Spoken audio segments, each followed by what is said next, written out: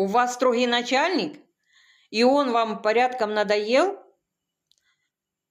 А хотите такую работу, где нет начальников и нет будильников?